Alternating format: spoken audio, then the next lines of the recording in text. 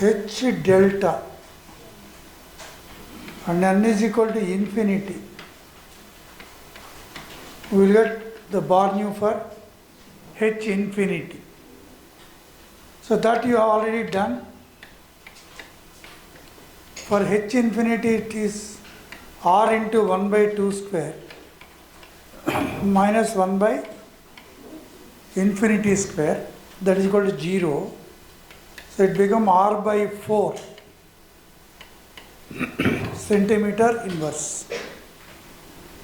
And lambda will be 4 by R centimeters.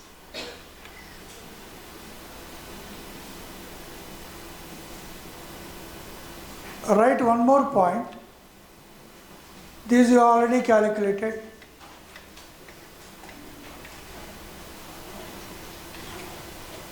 To find out the wave number of any line in any series,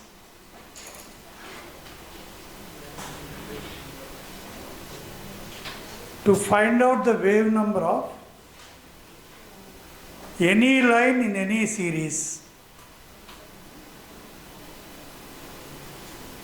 Rydberg introduced a relation called Rydberg's relation.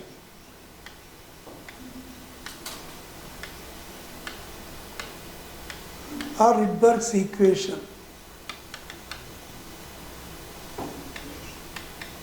To find out wave number of any line in any series.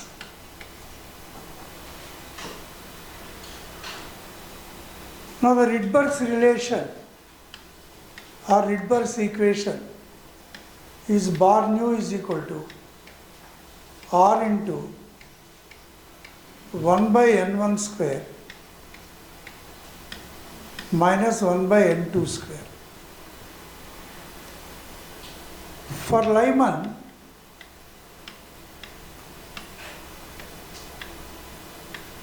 Lyman series, n1 is equal to 1, n2 is equal to any higher number.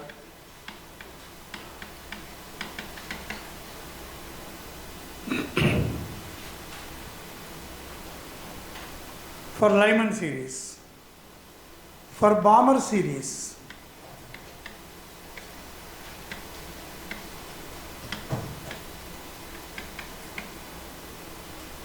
n1 is equal to 2, n2 is equal to any higher number than 2, that is 3, 4, 5, 6, 7, etc.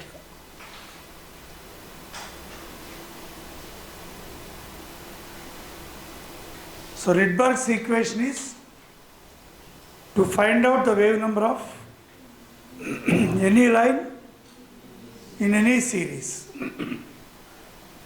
But this is Balmer's relation.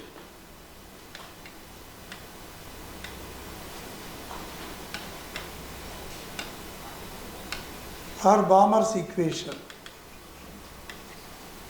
This is only applicable for Balmer series only. That is for general. To find out the wave number of any line in any series. Now,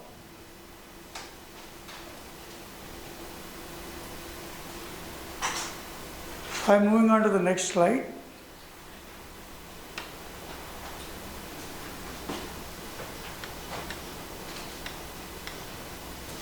Bohr's model of atom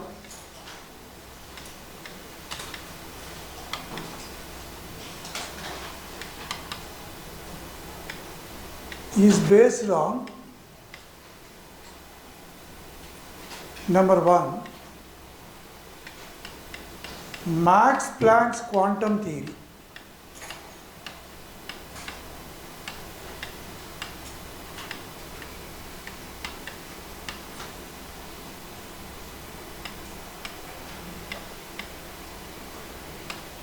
Number 2,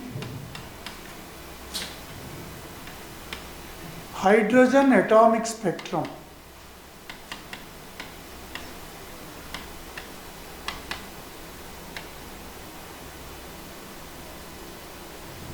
We have already done this hydrogen atomic spectrum, the emission spectrum of hydrogen, in which we have taken certain amount of hydrogen gas in a sealed tube and is subjected to strong heating. So it emits a characteristic red colored light. That light is passed through prism. You got many lines which are categorized into different series by different scientists. A scientist called Lyman has observed certain lines in ultraviolet region. We call Lyman series. Similarly, few lines were observed in visible region by a scientist called Balmer series. Like that, fashion, bracket and fund series that we have already discussed. And Bohr's imagination was the arrangement of electrons in the atom are related to the formation of different spectral lines. So the relation Bohr sought was, it is the relation between the arrangement of electrons and the lines formed in the hydrogen atomic spectrum.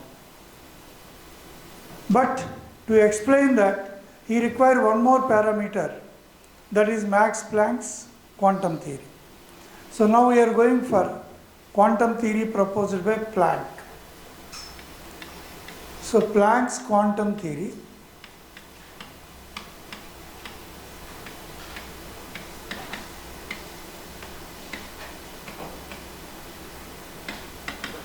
in this the student should know this is mainly based on black body radiations.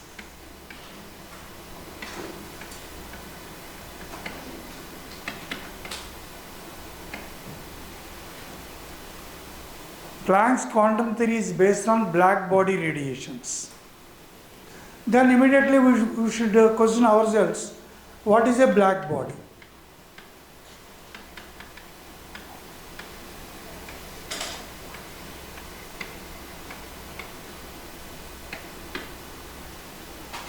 A very simple answer.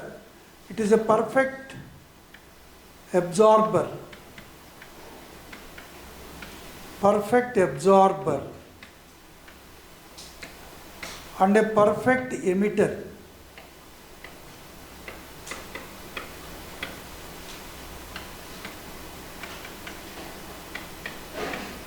Of radiations.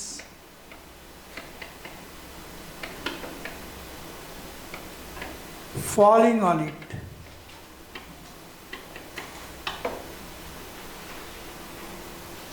So black body is a perfect absorber and a perfect emitter of radiations falling on it. Then again we question ourselves, is there any black body in the nature? The answer is absolutely no. There is no ideal black body in the nature. But of course, in our system, in the galaxy, in future, the sun is going to become a black body. Now sun is giving energy now, continuously, because the sun is surrounded by a huge volume of hydrogen in a place called photosphere. The surface temperatures of sun is around 10,000 degrees centigrade. But the surrounding temperatures of the sun is in the order of millions of degrees of centigrade. So when compared to surface of sun, the surrounding temperatures of sun is extremely high. Nobody dared to go very nearer to that area called photosphere.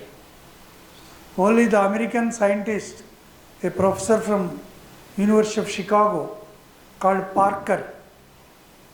Parker has predicted so many things about the solar atmosphere, how the solar flares occur, how the solar flares or storms disturb our normal electromagnetic radiations used by human beings for communication purposes.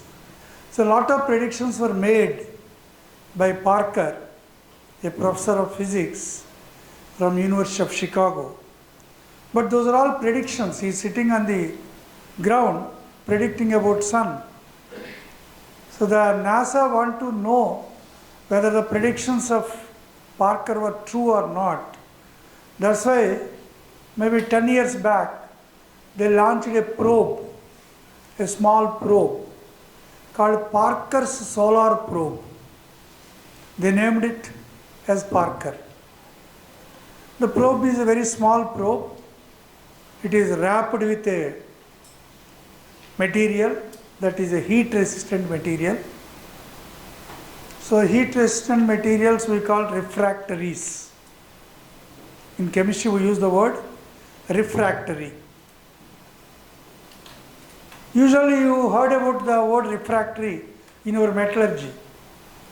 The inside walls of the furnace are lined with refractory materials. Do you know what is a refractory? Refractory is one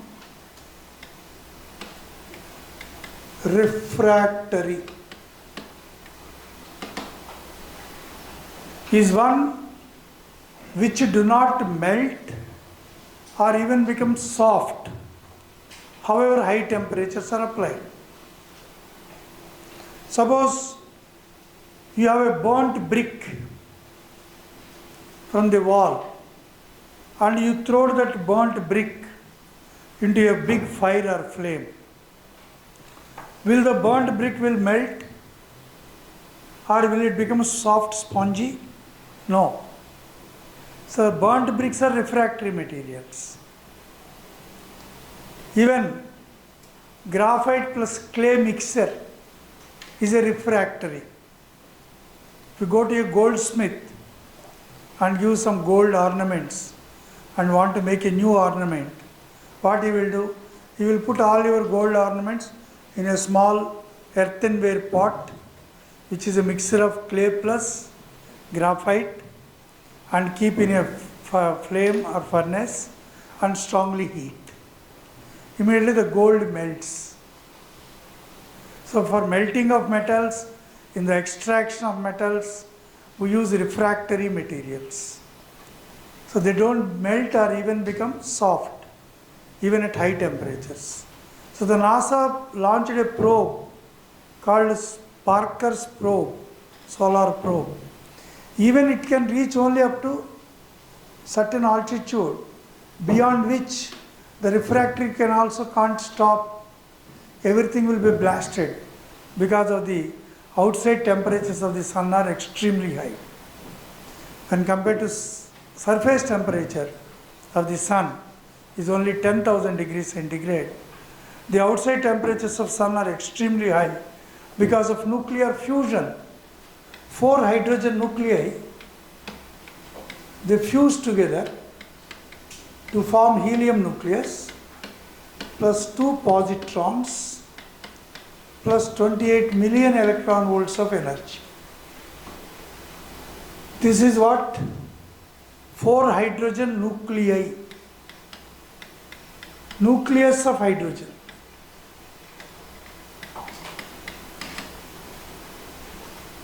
You know, hydrogen nucleus contains only 1 proton. Hydrogen atom contains 1 proton plus 1 electron. If 1 electron is removed, what is left? That is present in the hydrogen nucleus. So the so-called hydrogen nucleus, which I indicated with as H11, means it has 1 unit of positive charge and 1 unit of mass. How 4 protons or how 4 H plus ions? H plus ion is equal to proton. H plus ion is equal to hydrogen nucleus.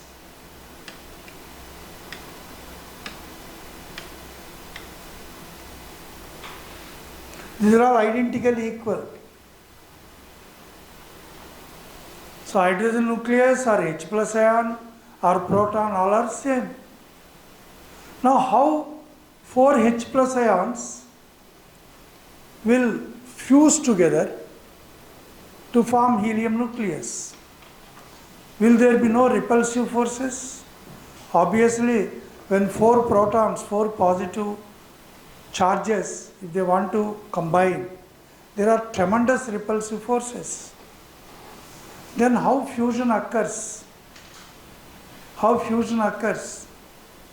So the answer is, because of the solar temperatures, these hydrogen nuclei or these protons or these H plus ions are moving with such a high kinetic energy, they overcome the repulsions and fuse together.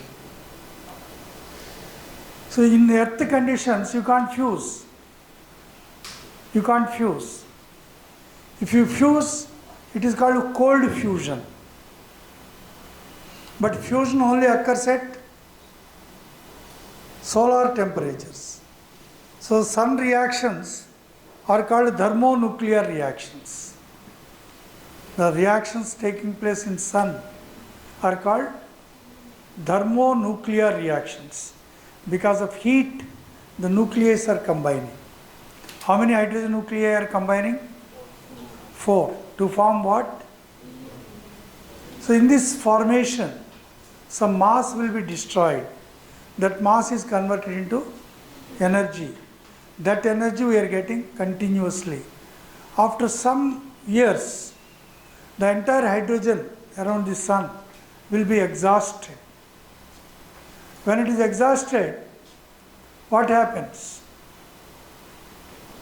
Sun can't emit energy. It becomes a dwarf and finally convert into a black hole. Then it is going to tremendously absorb energy. Now it is perfectly emitting energy. In future it is going to absorb energy. It is going to become a black body. So the sun, all stars, sun is also a star. So in the night sky, if you observe, there are bluish or white stars. They are good stars. Some stars, if you observe, reddish tinge or orange tinge, they are about to die. Means their hydrogen is going to be exhausted. When hydrogen is exhausted, no more nuclear fusion, no more energy. The star is going to die. So in the galaxies, many stars are dying, new stars are being produced. It is a continuous process. So space physics is very obscure and only limited predictions are made. And I will conclude that solar probe launched by NASA, named after Parker. Parker is alive. When it was launched, he is almost 93, 94 years old. So when the probe was launched, he is also one of the spectators and clapping with others like normal public. And many people joked because the probe will reach the desired height after 7 years. The distance is so many light years. So then he will reach the age of 101, whether he will live or die when it reaches the desired height, and send the pictures and data so that they can analyze. Luckily he is alive. Even today he is alive. And all the data received by Parker's probe, when the NASA analyzed it, whatever the Parker's predictions were 100% true. See, human brain has that much knowledge. Human brain never reached to the absoluteness. No sir, already many are discovered, nothing to discover, no. Whatever the discoveries made so far are less than 1%. These so-called smartphones, 4G, 5G, or let us say in future 100G, whatever it is.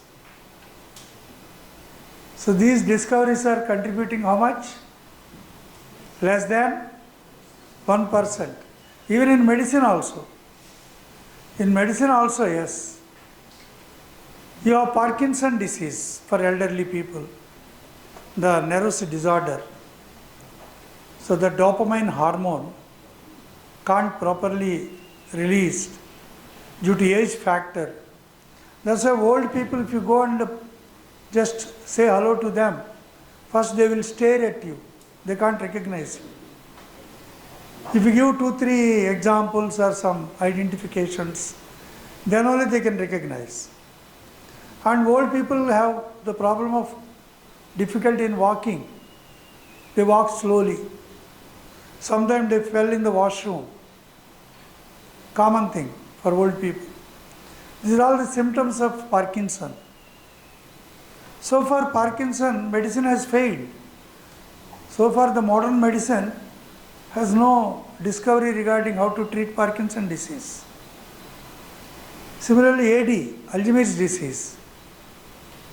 Alzheimer's disease is also loss of memory. Generally it is due to aluminum poisoning. Generally we use aluminum vessels for cooking. So much aluminum goes into the body. But kidneys will excrete that aluminum. But for some people who can't excrete the aluminum, that will reach into the brain and cause Alzheimer's disease, which is called AD. Now modern medicine has failed in treating Alzheimer's disease. So modern medicine has mainly failed in many aspects. Lungs, respiratory system of human beings. If anybody has a compromise of lungs, respiration, so doctors can't do anything. They put a ventilator and give artificial respiration. So they can't improve the lung functioning. So these are all challenges before you. In future, if you become doctors, you have to concentrate on how to improve the human lungs, how to improve the human kidneys. Kidneys also modern medicine utterly failed. If any kidney patient is there, dialysis, no medicine. Now, with a big vein, it is connected to a machine. The machine will purify the blood. 4-5 hours it will take. So after one dialysis, the person will be okay for 1 week or 5 days, depending on the some functioning of the kidneys. Some people require every alternate day dialysis also. But modern medicine, the medicine which we are studying nowadays, is called modern medicine. It is miserably failed in treating kidney patients. So kidneys, respiratory systems, and also respiratory, kidneys, Parkinson, Alzheimer's, neurological, MS. Have you heard about MS? It is called multiple sclerosis. Your nerves are surrounded by a sheath called myelin sheath. In some cases, autoimmune disorders, the myelin sheath around your nerves will disturb. Then the brain sends a signal, it won't reach exactly to the desired part.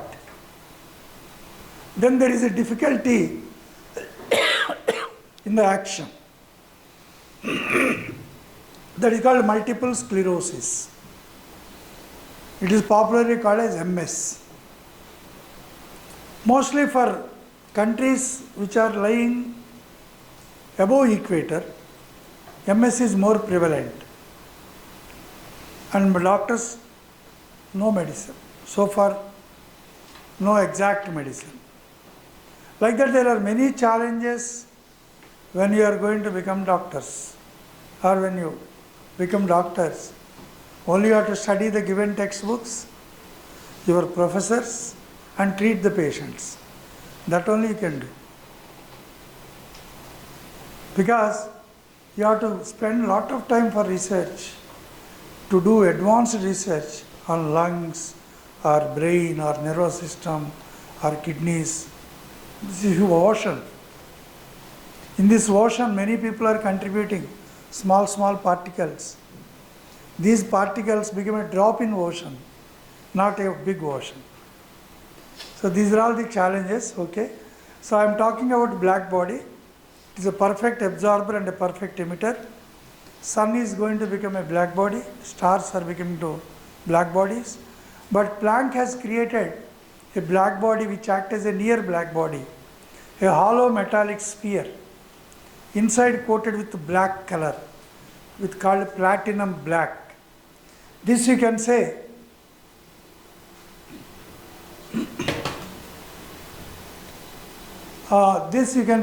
a near black body, a hollow metallic sphere.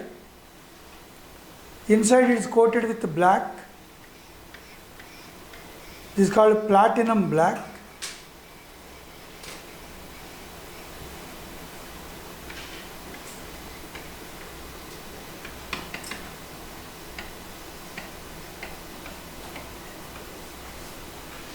And a small hole is made.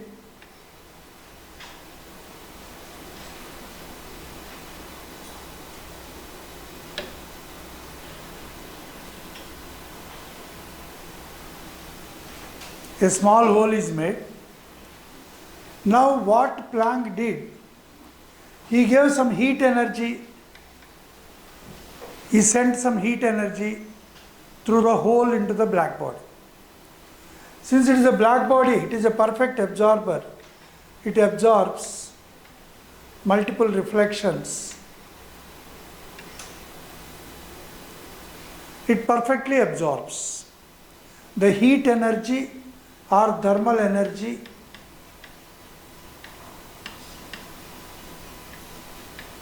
sent into the black body. After some time, Planck stopped supplying the energy. When it stopped supplying energy, it emits the energy, which previously it has absorbed.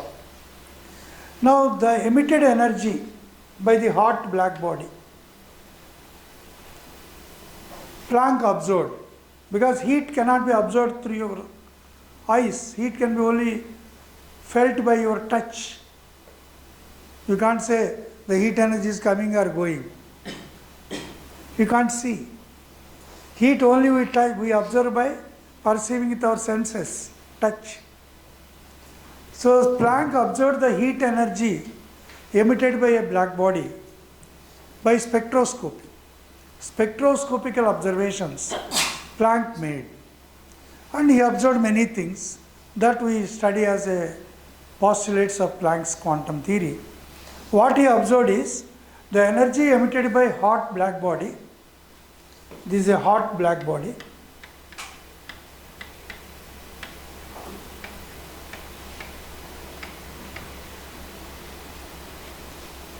So the energy emitted by this hot black body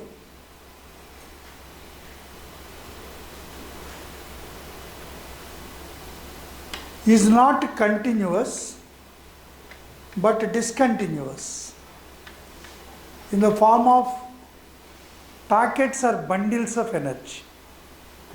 So discontinuous energy.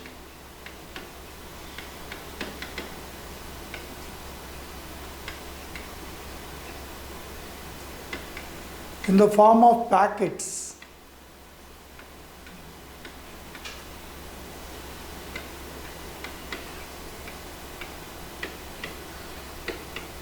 Or bundles. Called quanta.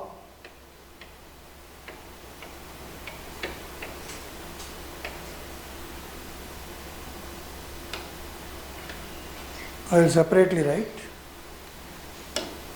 Called quanta. Singular is quantum, plural is quanta. That is the first observation. Now the second observation.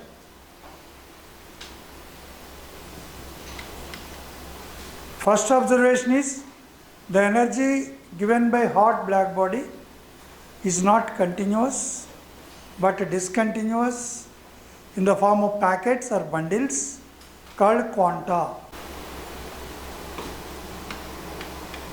Energy of n quanta is equal to nh nu. And you know E is equal to h nu, but we know nu is equal to c by lambda. So E is equal to hc by lambda. This is 1 by lambda. This 1 by lambda is bar nu. So E is equal to hc bar nu.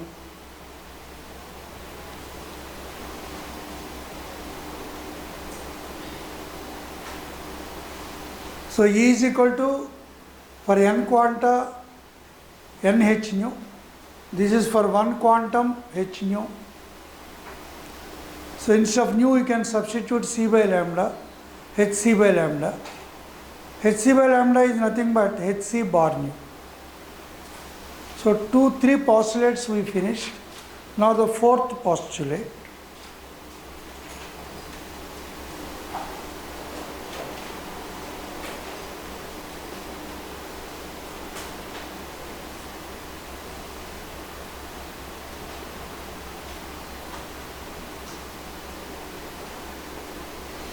Any doubt regarding any point you can ask. Because in atomic structure, when students are asking some doubts from the already conducted test, you are missing so many fundamentals. Because many students ask me a doubt, when n is equal to 3, L is equal to 1, what are the maximum number of electrons? So in quantum numbers, that doubt many students ask. So that doubt itself indicate maybe long back you studied atomic structure, it is not properly recalled now, or somehow while studying your 11th class you missed the concepts. You might not attended the class, or you might deviated the lecture, whatever it is. Many reasons will be there. Now you have to plug up all those gaps and be perfect. And atomic structure, you should not miss any single question. Now, the next point is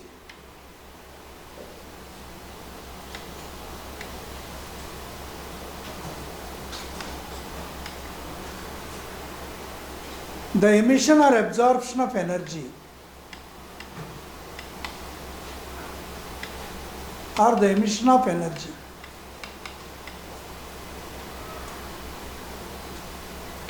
by a black body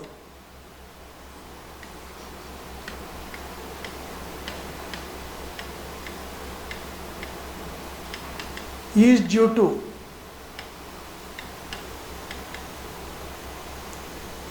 continuous vibrations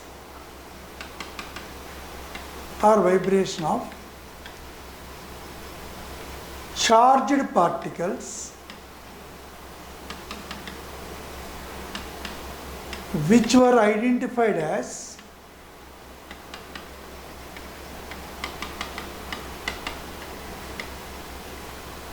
electrons.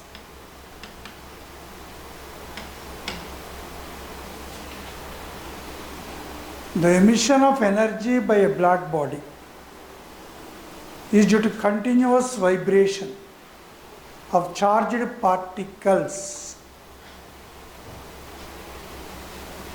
called electrons. Now the next point is the emission of or the emitted energy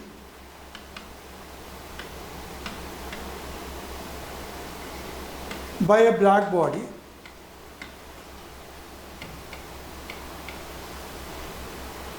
may be equal to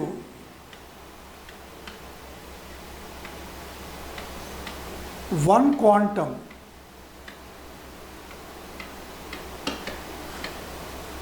means h nu, or two quanta, that is 2h nu. up to n h nu, but not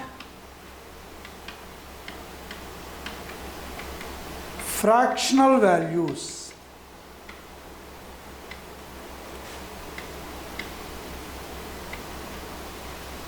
And this is known as, and this is called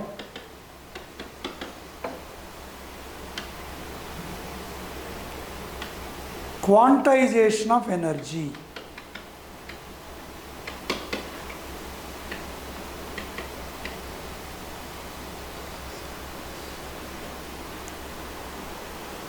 So here you are going to learn or recollect a word called quantization of energy. So what is the meaning of this quantization? I have to elaborate it.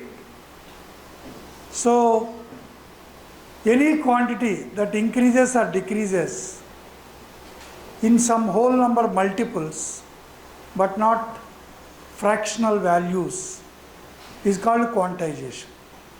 For example, you are traveling in an auto rickshaw. So the auto driver will have a speedometer before him. For you, before you, there is a fare meter. So in an auto rickshaw, you have 2 meters, one is speedometer, the other is fare meter. So when you start your journey, initially there is a minimum fare.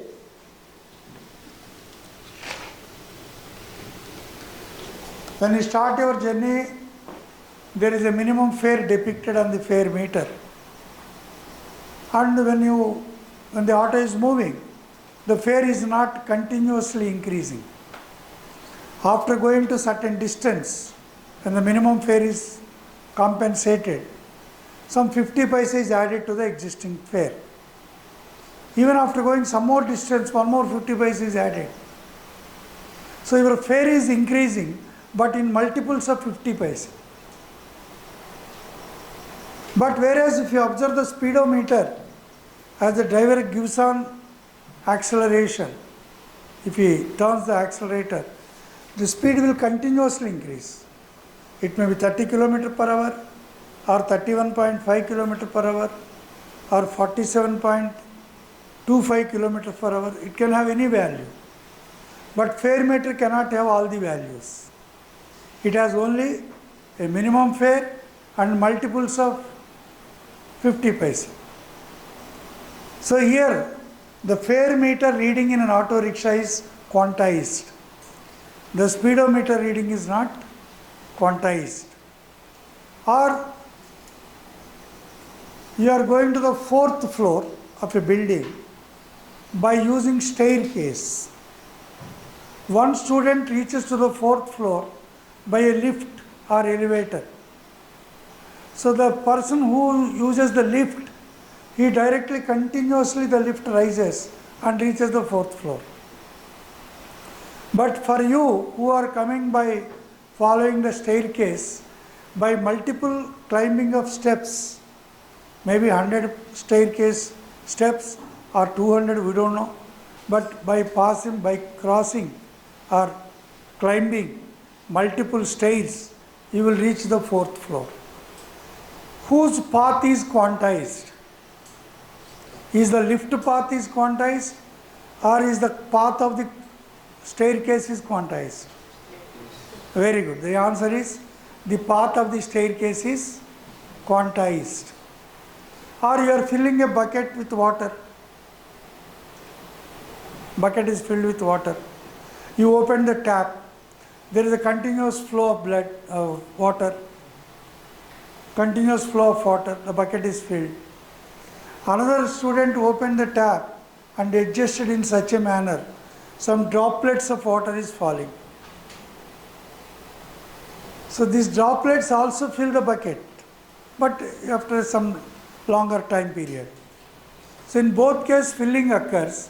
One is a continuous filling, one is filling by multiples of droplets. Which filling is quantized? Filling the bucket with multiples of water droplets is quantized. Filling the bucket with a continuous flow is not quantized. So why I use the word blood in between? Actually, I wanted to tell Dr. Saab, are you awake or sleeping?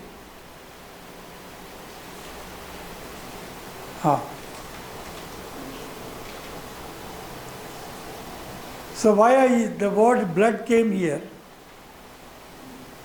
So I wanted to give an illustration. In the Holocaust, in the Germany, so every day they used to kill the prisoners of war by shooting or by asking them all to enter into a big hall and releasing some gas. So they want to kill the prisoners in a lowest possible cost effectiveness and the least effort they want to kill. So the Nazi army, adopting many techniques, one day they want to use a new technique. They came to two prisoners of war. They said, we are going to kill you with a new technique. We will cut your vein and put a small tube. The tube has a nozzle. The nozzle is arranged to a burette stand, and they will release the nozzle with a pinch cock. So droplets of blood will be falling into the beaker, and the person will be blindfolded. So what he can observe, he can't see how his blood is going out because he is blindfolded. Only can hear the sounds that droplets of blood is falling into the beaker. So for two persons, prisoners of war, they arranged a similar experiment in two different cells. One person, they really released the blood, so continuous flow of blood. He died after some time. For other person, they arranged the entire equipment and scenario, they showed it, but in the middle, in the beginning, they stopped that and arranged a duplicate experiment. Some water is trickling into beaker. They arranged a water bottle, a tube, and water droplets are falling into another beaker. But he is blindfolded, he don't know whether the sound he is hearing is due to passage of or leaking of his blood or the water, he don't know. But interestingly, he also died. One person died because of loss of blood, one other person died because of fear. So psychologically, what the scientists say, it is the mind, it is the brain that kills you. If you have positive brain, you can achieve anything. If you have negative thoughts, that kills us. Even most of the diseases, disorders are psychosomatic only. Psychological things connected to somatic things. So one should have a positive bent of mind. Even if you become a doctor, while treating also, you should have that positive bent of mind. So quantization is nothing but a quantity that is increasing in some whole number multiples, but not in fractions. Means, I can say E can be equal to 1 h nu, or it can be 2 h nu, or 3 h nu, or 4 h nu, or n h nu, but not 1.5 h nu or 2.75 h nu.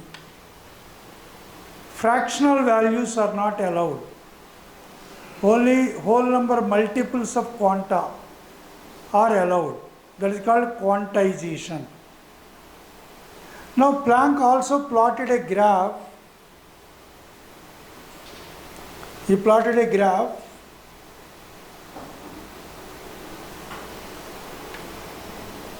between wavelength and intensity of radiation.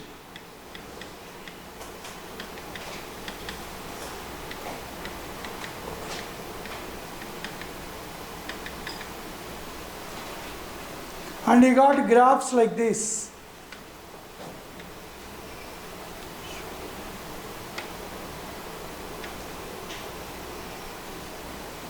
Let us say this is drawn at T2 Kelvin. This is drawn at T1 Kelvin. Let us also assume that T2 is greater than T1. If you observe the graph, with increase in wavelength,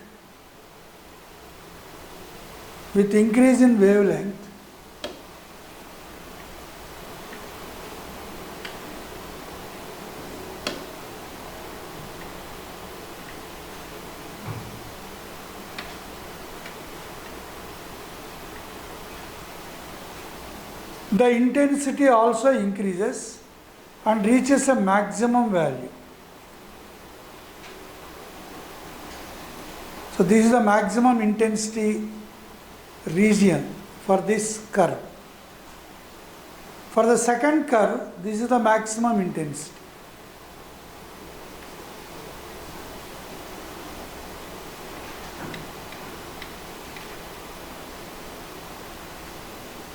Now the noticed point is, if the black body emits radiations continuously,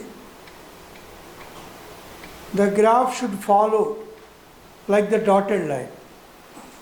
The dotted line represents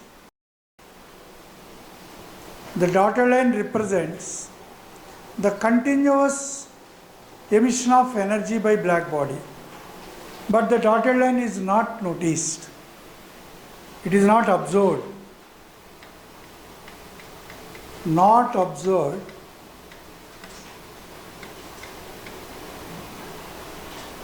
for continuous loss of energy.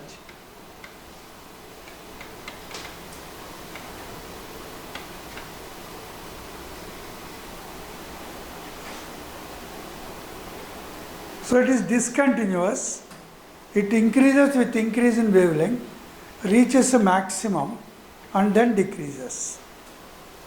But as the temperature increases, maximum intensity of radiation shift to, as the temperature increases, maximum intensity of radiation shifts to smaller wavelengths. That is the point you require. Which of the following statements are true regarding Planck's theory? Suppose if the question is asked like this. 4 statements are given. They will give this point. With increase in temperature, the maximum intensity shift towards shorter wavelengths. Is a correct statement or wrong statement? As the temperature increases, T2 is greater than T1, the maximum intensity shift towards shorter wavelengths. That is the correct statement. For that I have to teach this graph. The graph gives you 1 or 2 important points asked in the statement type questions. So what is that? As the temperature increases, the maximum intensity shifts towards shorter wavelengths. The dotted line in the graph, which is not noticed, represents that if the energy lost by the black body, if it is continuous, but it is not noticed. It is predicted by 2 scientists called Rayleigh and Jeans. It is called Rayleigh-Jeans experiment. But of course, it is not in our syllabus. Now, as I said, Bohr's model, atomic model, requires 2 conditions, 2 supporting documents. One is hydrogen atomic spectrum, the other is Planck's blackbody radiation. So Bohr borrowed these two things and then he postulated his atomic model or proposed his atomic model. So now I can daily write the heading Bohr's atomic model because the student knows about the hydrogen atomic spectrum and also the Planck's quantum theory, Planck's blackbody radiation or Planck's quantum theory. But Einstein has modified Planck's quantum theory. There is one more quantum theory proposed by Einstein. So I will discuss 2-3 points in Einstein's quantum theory. So quantum theory of Einstein says the energy emitted by a black body is not continuous like Planck. It is discontinuous in the form of packets or bundles called photons. Here what Einstein did, he replaced the word quantum with photon, not proton, Photon, photon. So the word photon was used by Einstein in his quantum theory. Now the second point in Einstein's quantum theory, though Planck's quantum theory is only applicable for black body radiation, Einstein's quantum theory is applicable for all kinds of electromagnetic radiations. This is one more major difference. So Planck's quantum theory is applicable for black body radiations. Einstein's quantum theory is applicable for all kinds of electromagnetic radiations. Planck's quantum theory predicts the emission of energy is discontinuous in the form of quanta. Einstein's quantum theory says the energy liberated is discontinuous but in the form of photons. Now in Planck's quantum theory, we also say that the energy liberated in the form of packets or bundles is propagated or distributed in the form of waves. So the packet won't remain as a packet. The released energy in the form of packet is distributed in the form of waves. Einstein quantum theory says the emission as well as propagation both occur in the form of photons only. Means photons do not lose their identity, but quanta lose their identity. The liberation is in the form of quanta or packets, but distribution is in the form of waves. But in Einstein's theory, liberation as well as propagation both occur in the form of photons only. Means photons do not lose their identity. Now the energy of a photon E is equal to h nu. The energy of a photon E is equal to h nu, where h is equal to Planck's constant. Means Einstein has totally borrowed this point from Planck's theory. Don't say E is equal to h nu, h is equal to Einstein's constant, no. Or don't say E is equal to mc square, no. So in the quantum theory proposed by Einstein, certain points of Planck he agreed. Because the energy in both cases, Planck as well as Einstein's quantum theories, the energy liberated is discontinuous only, in the form of packets only. Planck called those packets as quanta, Einstein called those packets as photons. That is the only difference. The energy of a quantum E is equal to h nu, the energy of a photon E is equal to h nu only. But Planck's theory is restricted to only black body radiation. Einstein's theory is applicable for all kinds of electromagnetic radiations. In both cases, quantization occurs. That is, emission or absorption occur in the form of one quantum or two quantum or three quantum or multiples, whole number multiples of quanta, but not fractional values. That is called quantization. So now we are switching on to the Bohr's model.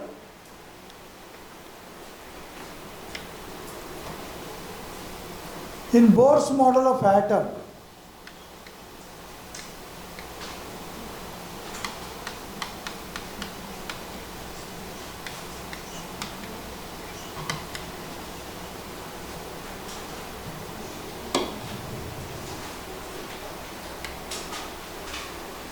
the concept of circular orbits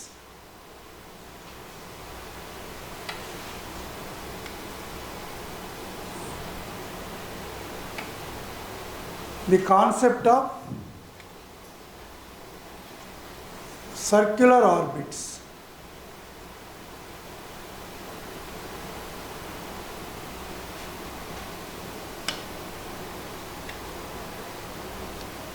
no,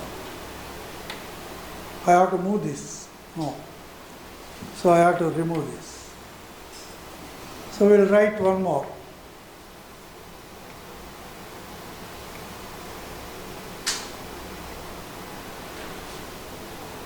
Like this, orbits are imaginary paths.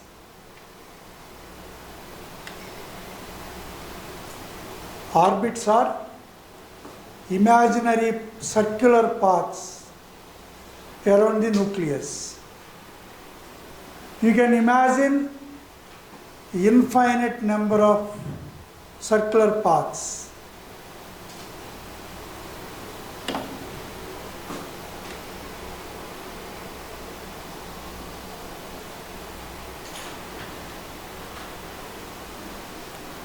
So the concept of circular orbits is the first point.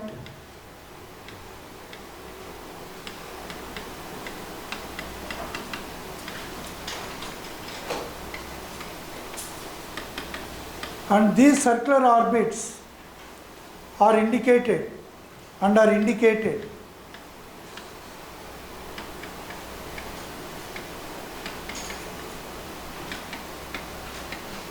with principal quantum number. Quantum number small n. So these are indicated with n values 1, 2, 3, 4, or we also call them as K shell, L shell, this is M shell, this is N shell. And there is nucleus at the center.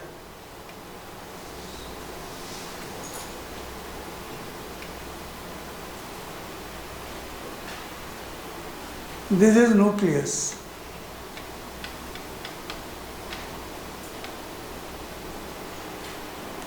That's why yesterday many students asked one more doubt. They are given energy expression in one of your mock tests. Energy of electron minus 2.17 into 10 power minus 11 into z square by n square erg per atom they have given. And they asked which is true statement, which is false statement they have given. And in one of that, as the value of n increases, the size of the orbit increases. A small word and able to overcome one of the defects of Rutherford's model. In Rutherford's model, we have discussed a point that the Rutherford's model is against the classical electromagnetic theory, which says that if any charged particle is moving under the influence of opposite charge, Here the electron, which is a charged particle, which is moving under the influence of opposite charge, that is nucleus, it should lose energy continuously and follow a spiral path and should fall into the nucleus. So Bohr has overcome that difficulty by introducing the word stationary orbits. He says that as long as the electron revolves in the same orbit, it will not lose or gain energy. The energy of the revolving electron is constant. The energy of the revolving electron is constant.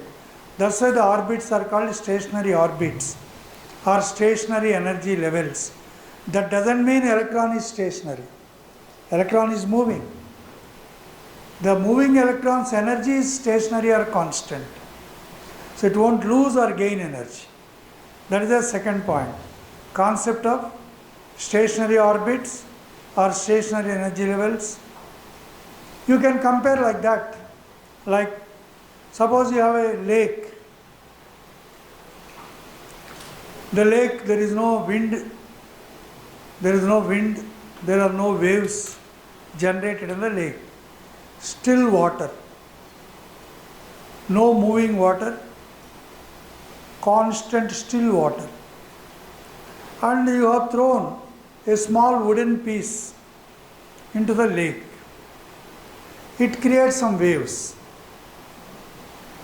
But what the wooden piece will do, it will oscillate there only. It won't reach the shore. Correct? Similarly, when the electron moves in the same orbit, it is like a wave, electron wave. It is just vibrating in the same orbit. It won't lose or gain energy. So its energy remains constant or stationary. That's why those orbits are called stationary orbits or stationary energy levels. The third point, here Bohr used the quantum theory. By absorbing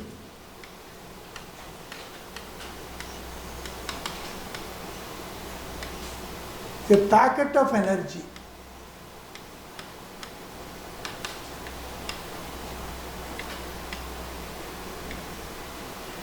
means a quantum of energy.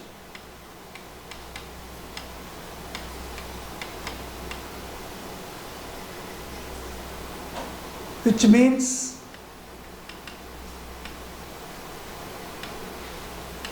h nu energy.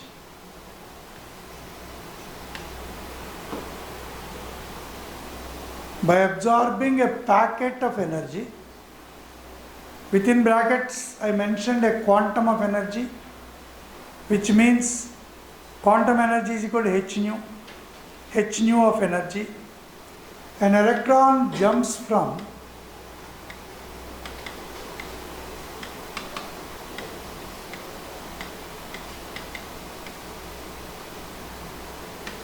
lower energy orbit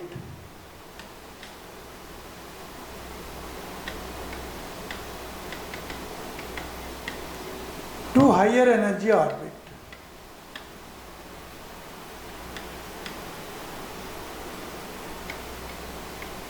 This also all of you know.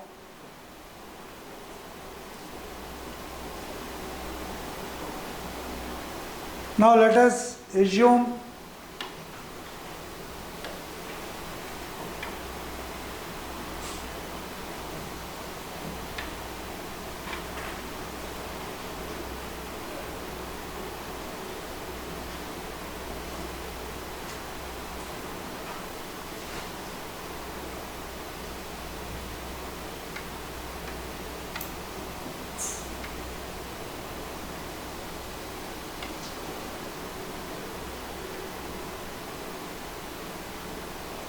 okay.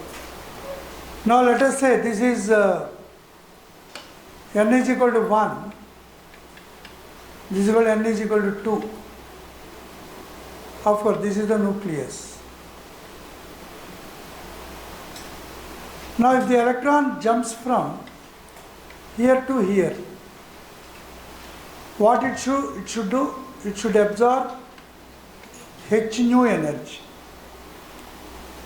Whenever it absorbs a packet of energy h nu, it jumps from n is equal to 1 to n is equal to 2 or n is equal to 3, any n higher n value. Similarly, a packet or a quantum of energy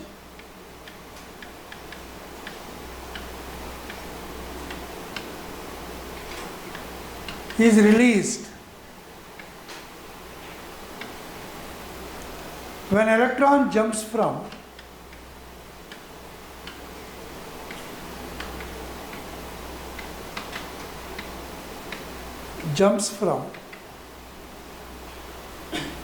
higher energy orbit to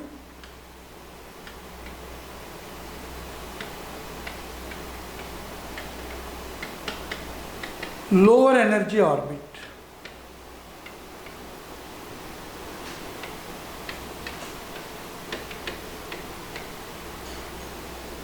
So here again we can write a higher energy orbit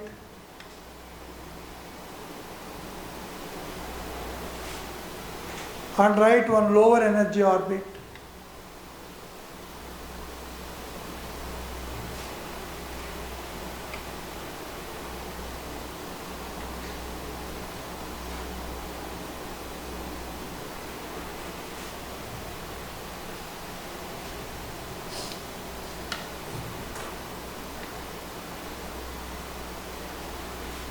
Let us say this is equal to n is equal to some 4 equal to n is equal to 1.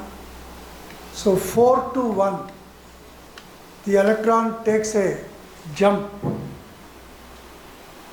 Then the energy released, h nu energy is released. So the transition of electron from lower to higher or higher to lower occurs in the form of packets only.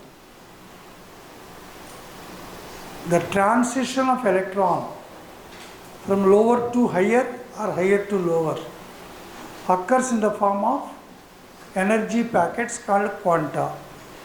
Lower to higher, a quantum of energy is absorbed. Higher to lower, a quantum of energy or a packet of energy is released. So h nu, quantum is h nu energy is absorbed when electron jumps from lower to higher. Higher to lower, h nu energy is released.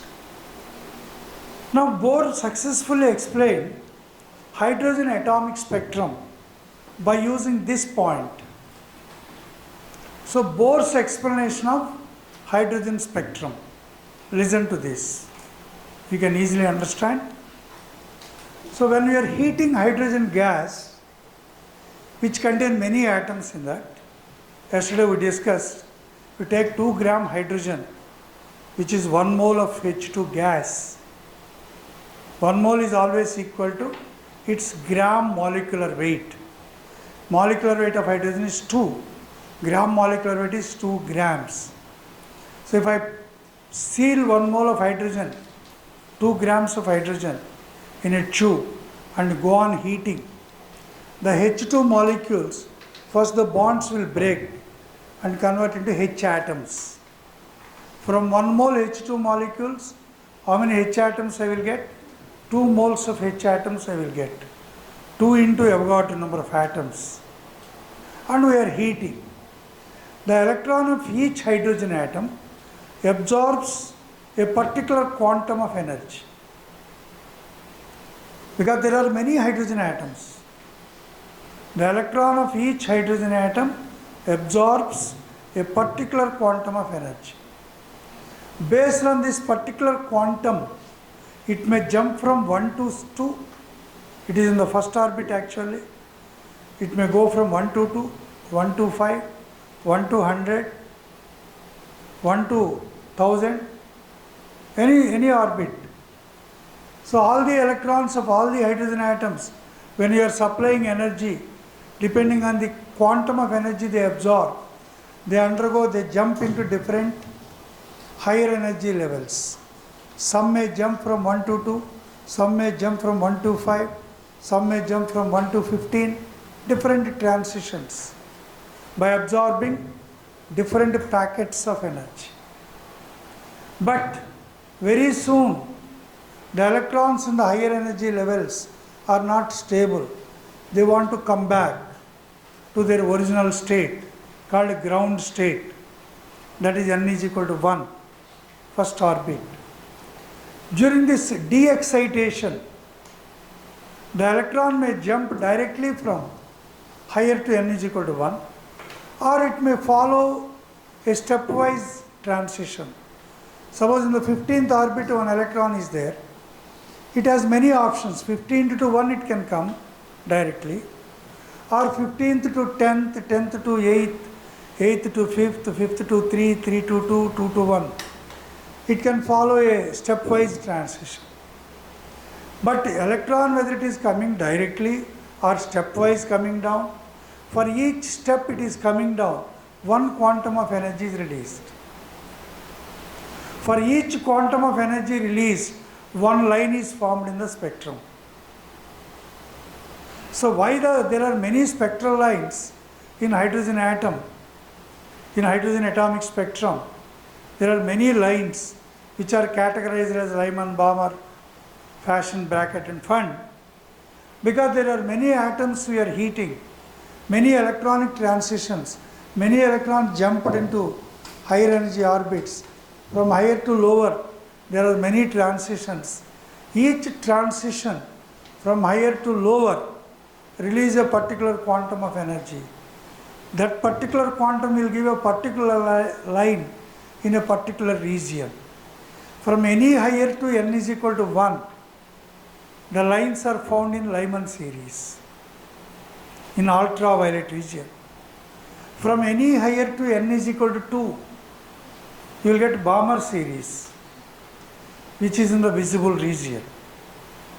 Any higher to n is equal to 3, when electron jumps from any higher level, 4th to 3 or 5th to 3 or 100 to 3, any higher to 3, the lines are formed in the near infrared region, we call Paschen series. Like that bracket and fund also. So Bohr successfully explained hydrogen atomic spectrum by electronic transitions from higher to lower. Any line drawing tool? This one? This one?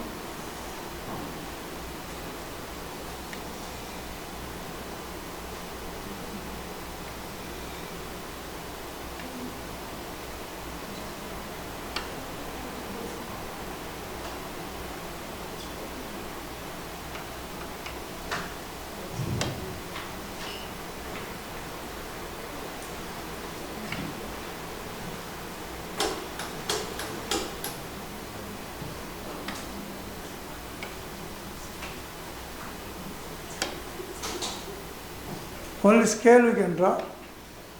No.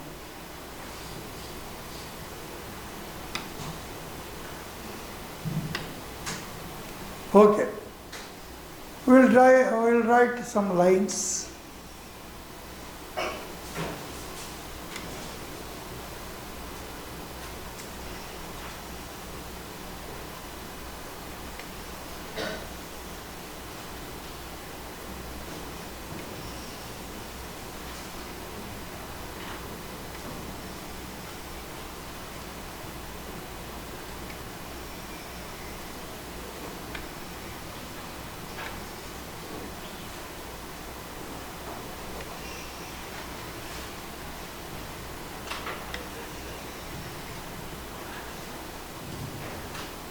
Instead of orbits are cut and flattened, let us assume.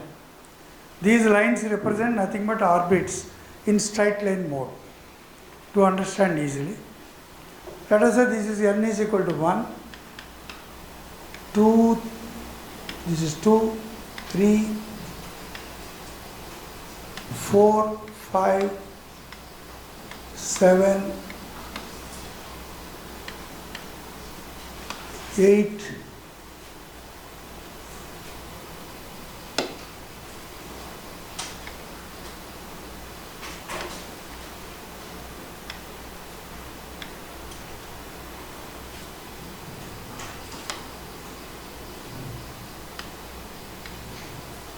this is 5, this is 6, this is 7 and 8. Even I can draw one more line. Oh.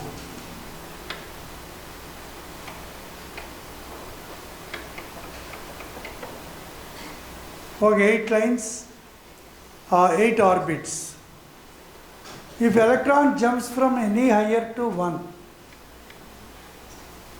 this is Lyman series.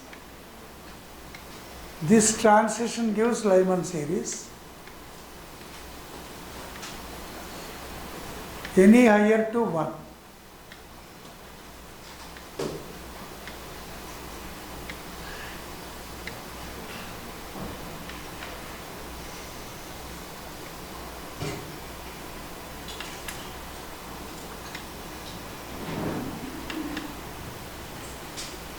Any higher to 2, this is bomber.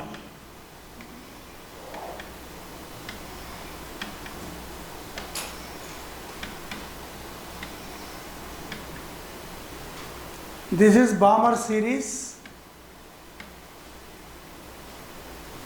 This is Lyman series. In the UV region, this is in the visible region.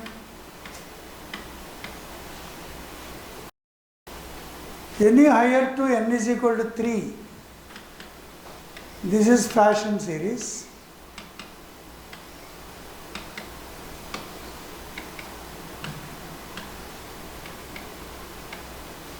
In the near infrared region, any higher to n is equal to 4,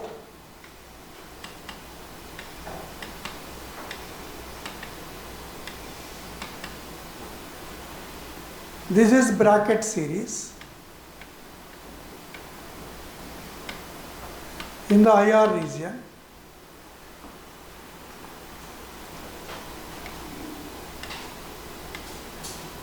now any higher to n is equal to 5,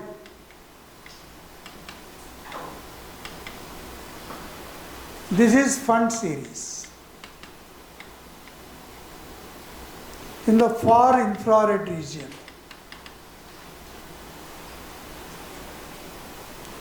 so this is Bohr's explanation of hydrogen atomic spectrum. That is one of the greatest success in Bohr's atomic model. So in Bohr's atomic model, he explained the formation of many lines. When hydrogen gas is strongly heated, the molecules are first converted into atoms. The electron of each atom absorbs a particular quantum of energy and jumps into higher energy levels. The electrons in the higher energy levels are not stable. They want to come back.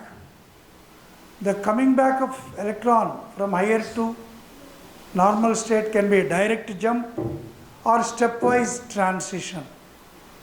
For each jump when the electron makes from higher to lower, a quantum of energy is released that is formed as a line in the spectrum. Now the next point, in the Bohr's atomic model, the next point is quantization of angular momentum.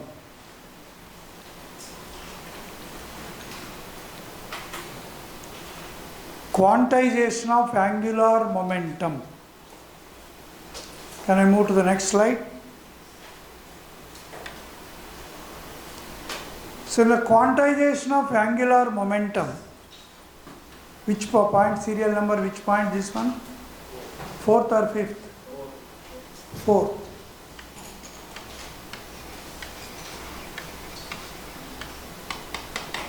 quantization of angular momentum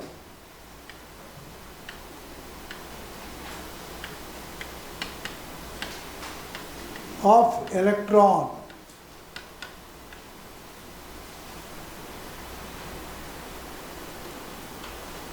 So Bohr also proposed, though you can imagine infinite number of orbits around the nucleus, but electron is not interested to move in all those orbits.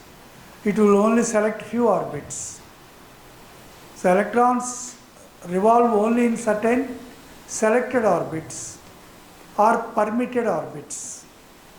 Immediately people questioned Bohr, which are permitted, which are allowed orbits, which are not allowed. So Bohr pointed out that those orbits in which the angular momentum of the revolving electron mvr is equal to n into h by 2 pi, where n is equal to 1, 2, 3, 4, etc.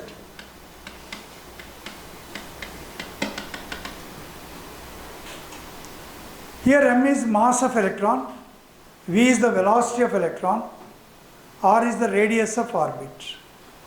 Mass into velocity is, all of momentum. Mass into velocity is momentum. Multiplied with r, radius of the orbit, you will get angular momentum. So Bohr suggested that electrons select those orbits in which its angular momentum, mvr, must be equal to some whole number multiple of h by 2 pi, but not fractional values of h by 2 pi. So in first orbit,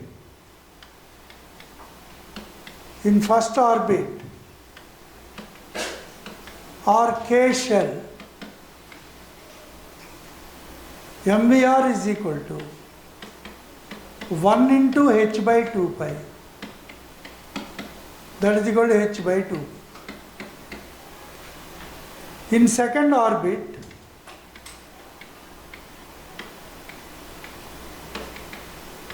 which is called L shell, mvr is equal to 2 into h by 2 pi, that is equal to h by pi. In third orbit, which is called M shell, mvr is equal to 3 into h by 2, 3h by 2. In fourth orbit, that is N shell,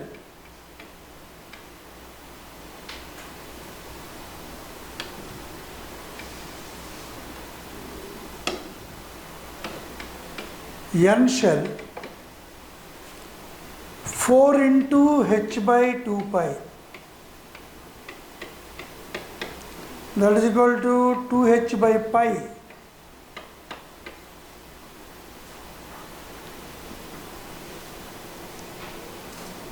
So mvr, that is angular momentum, only takes some integral multiples but not fractional values. Whenever a particular quantity is taking the integral multiples but not fractional values, we call that process as quantization. Then immediately scientists questioned Bohr, why to revolve the electron in a particular orbit, why its mvr should be equal to some whole number multiple of h by 2 pi. Bohr says, I don't know. So it is a failure on Bohr's part.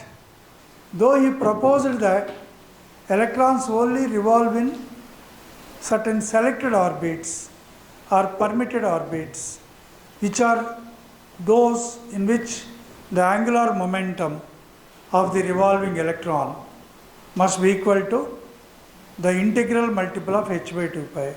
But asked the explanation, he could not offer any explanation. This is the next part. Now the next point, fifth point.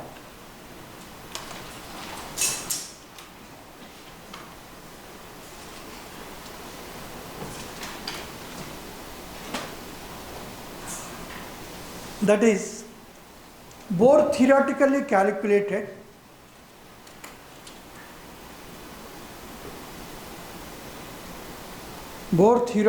calculated the energy and radius of orbits for hydrogen atom.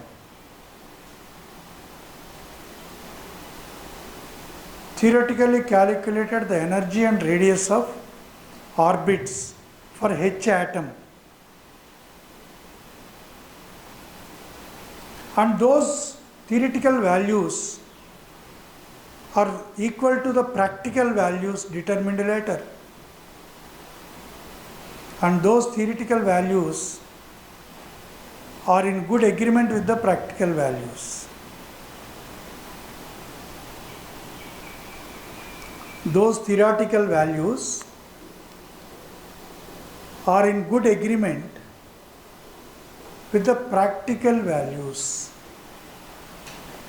So the tremendous success of Bohr's model is that he calculated the radius of orbit, expression for radius of orbit of hydrogen atom.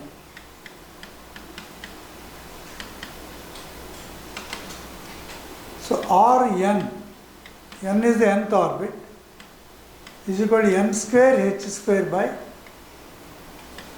4 pi square me square z.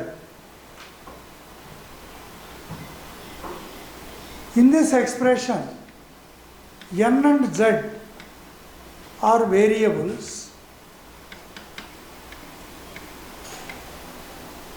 and other quantities are constants.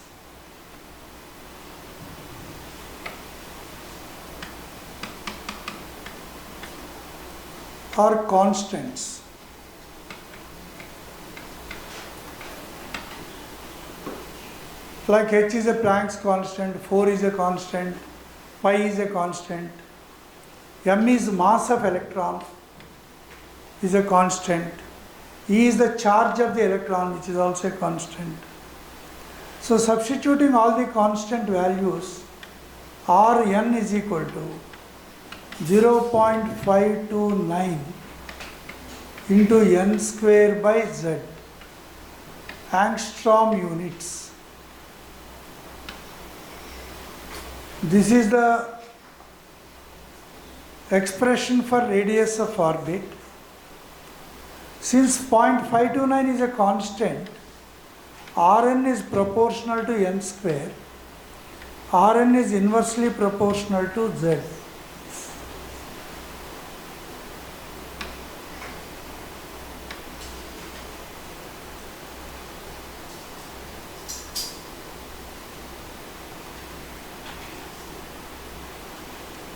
Find the radius ratio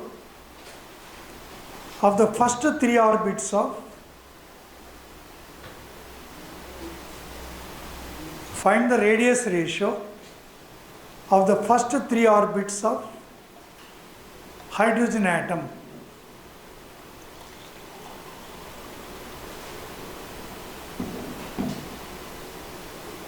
So R1 is to R2 is to R3. You have to find out.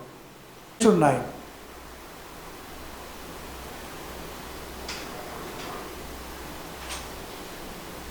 Energy of nth orbit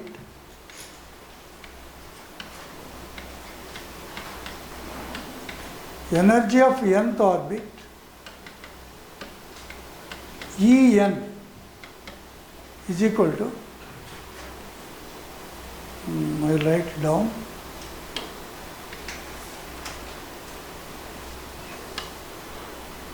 En is equal to minus 2 pi square z square me to the power of 4 by n square h square. Here also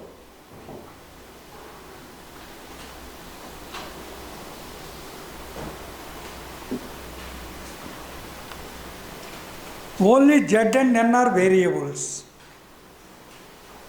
What are variables here? Z and n are variables. All the remainings are constants. So En is equal to minus 13.6 into z square by n square electron volt per atom, or En is equal to minus 313.6 into z square by n square kilocalorie per mole.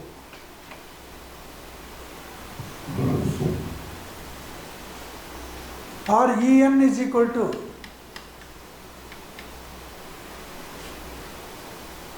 one more we have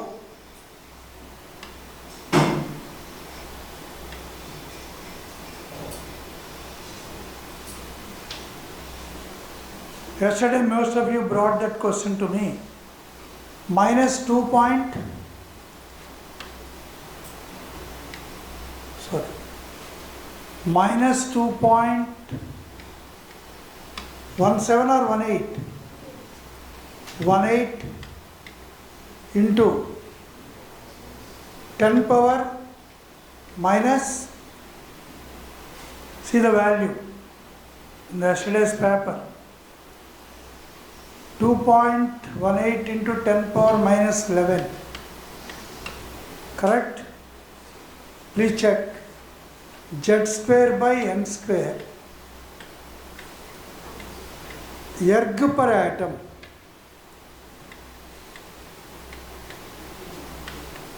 So it's minus 2.178 into 10 to the power minus 18. 10 power Minus 18. minus 18.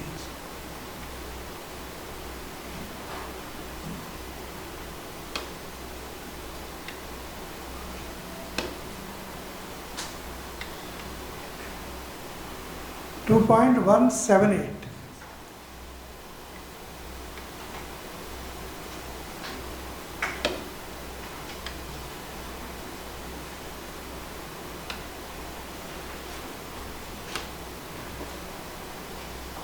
.178.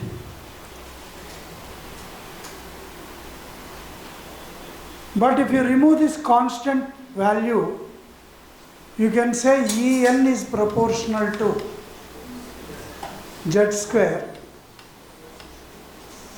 It is inversely proportional to N square.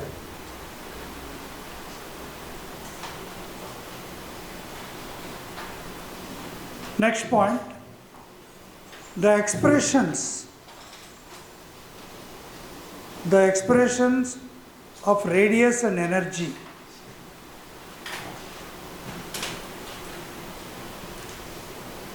The expressions of radius and energy proposed by Bohr for hydrogen atom.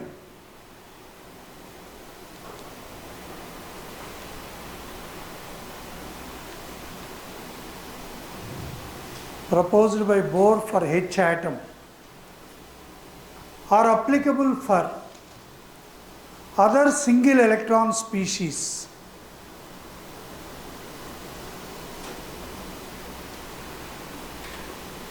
Are applicable for other single electron species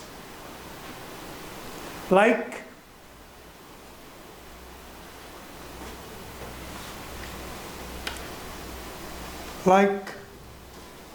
helium plus,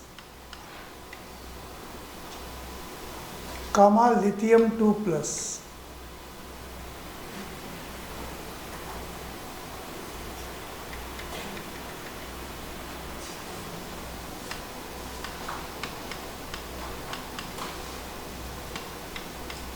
beryllium 3 plus, etc.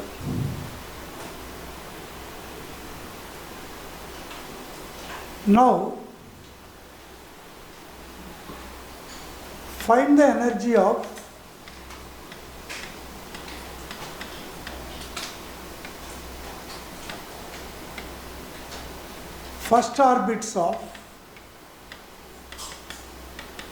first orbits of H comma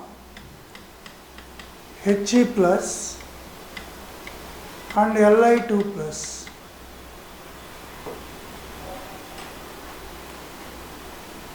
So E1 of H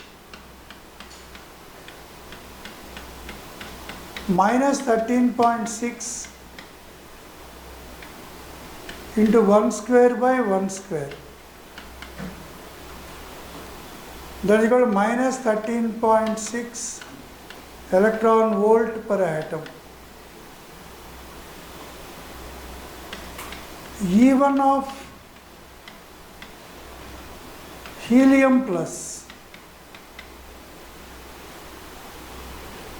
minus 13.6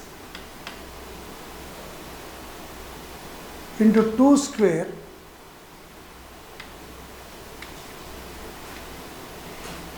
by 1 square.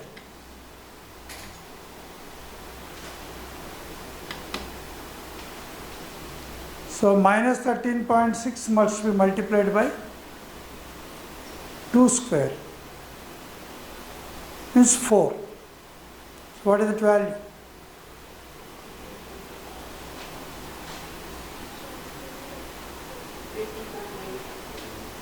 How much? minus 54.4. E1 of Li2 plus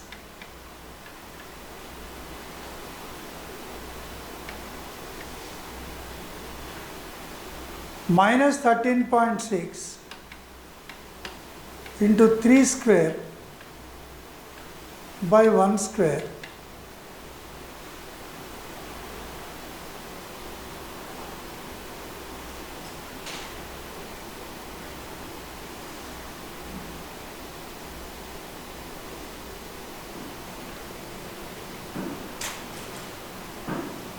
So with 9 you multiply and give the answer.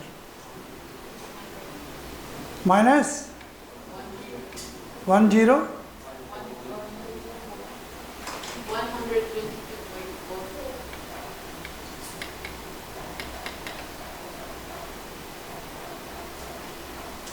Now n is common here. No, n is common. Because if you go to the previous slide, we have already given energy is directly proportional to Z square and inversely proportional to n square. So as the value of Z increases, the negative sign of the energy also increases, because electron energy always have negative sign. Now, let us say energy of the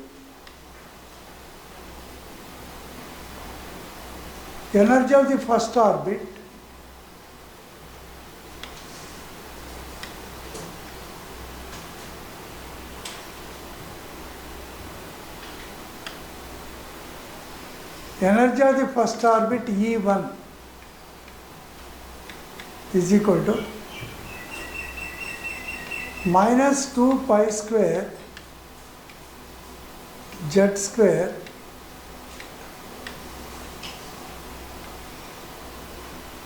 four by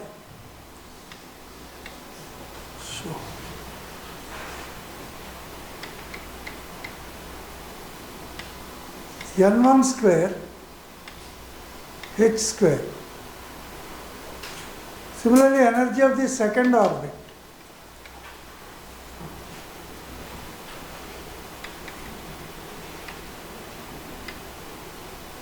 E2 minus 2 pi square z square me to the power of 4 by n2 square h square. Now E2 minus E1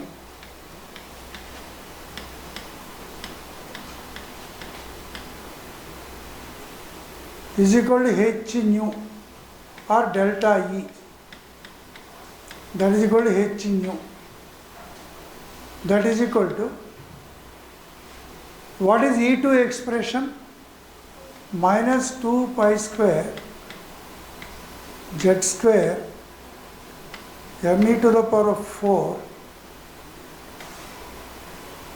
by n2 square h square minus of minus 2 pi square z square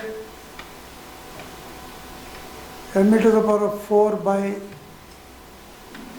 n1 square h square.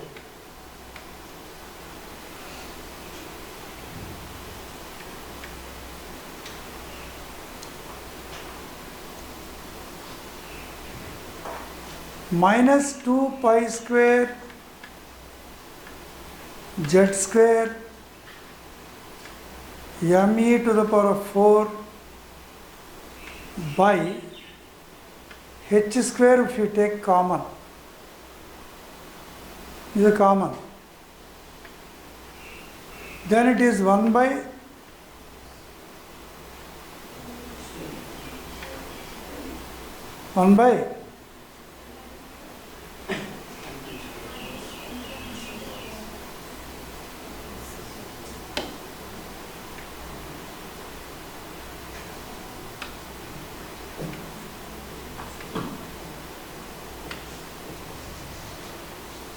n2 square minus of, or n1 square minus 1 by n2 square. You can also write like that.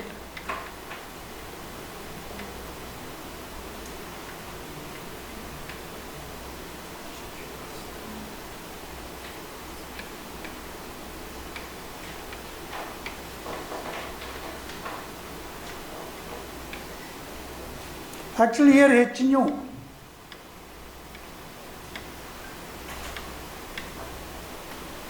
so in the next one, in the place of h nu I write, oh,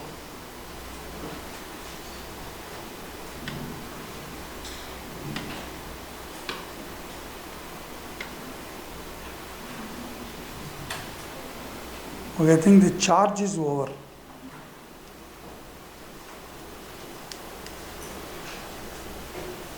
Okay, so in the next one, you write in the place of h nu hc by lambda.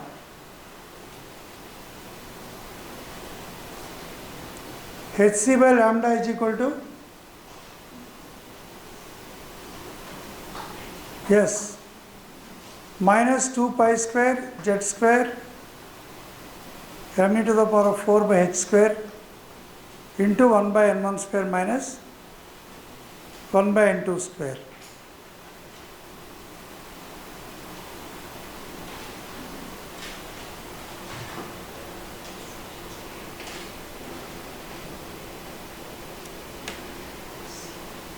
Hope it will.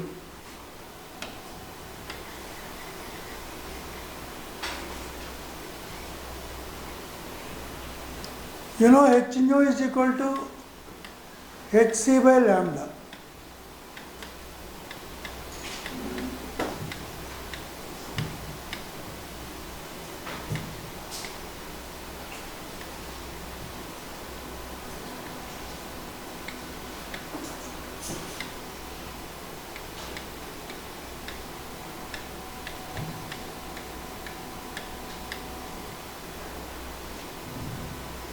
Now cross multiply this with, so 1 by lambda, that is equal to bar nu,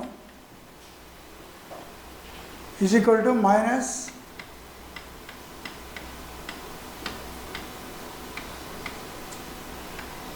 CH cube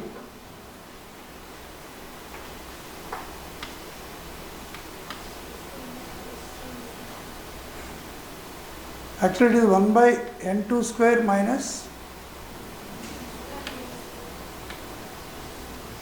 1 by n1 square actually. Here we will change.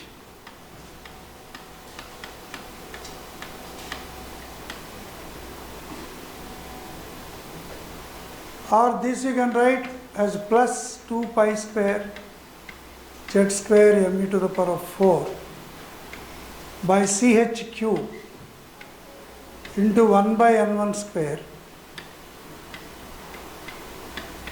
minus 1 by n2 square. So actually this entire part except z is called r into z square into 1 by n1 square minus 1 by here this point, only to explain this point I derived all this. For hydrogen atom z is equal to 1.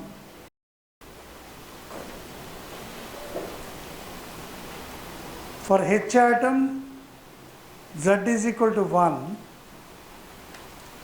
and R is Rydberg constant.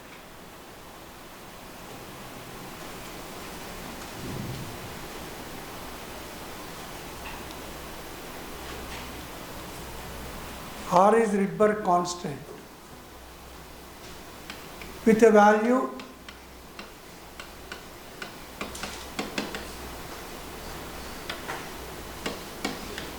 centimeter inverse. For other single electron species,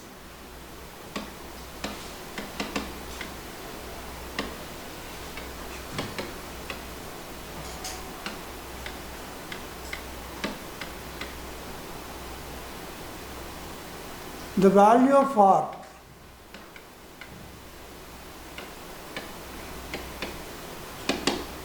is equal to R into Z square.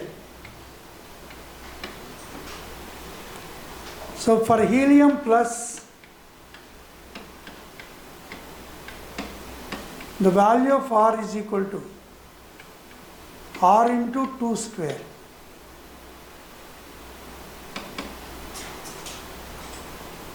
For lithium 2 plus, it is R into 3 square.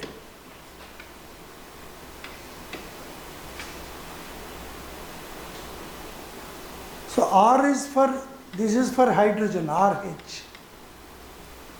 It is R helium, helium plus. This is R lithium 2 plus. Only hydrogen atom has this value. Helium has this value. Lithium 2 plus have this value.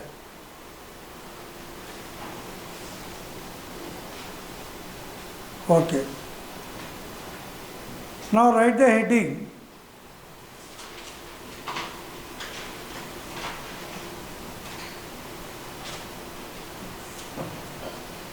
Explanation of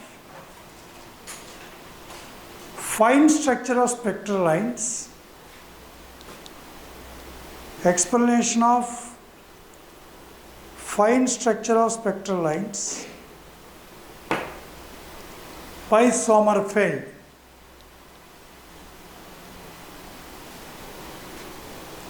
Explanation of fine structure of spectral lines by Sommerfeld. S-O-M-M-E-R S-O-M-M-E-R F-E-L-D, Sommerfeld. That will come after small break. This already you know, the limitations of Bohr's model.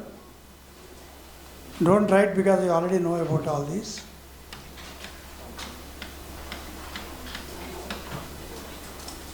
First one, It can't explain the Zeeman and Stark effects. Can't explain the Zeeman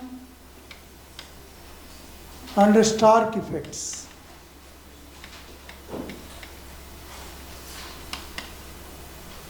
What is the second drawback? Can't explain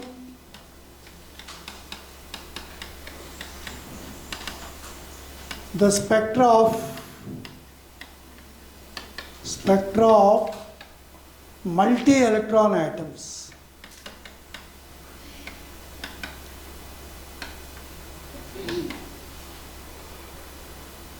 Now the third one can't explain the fine structure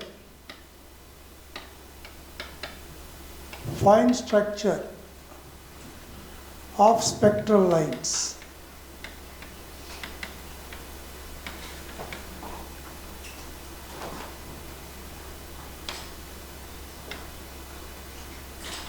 The next one can't explain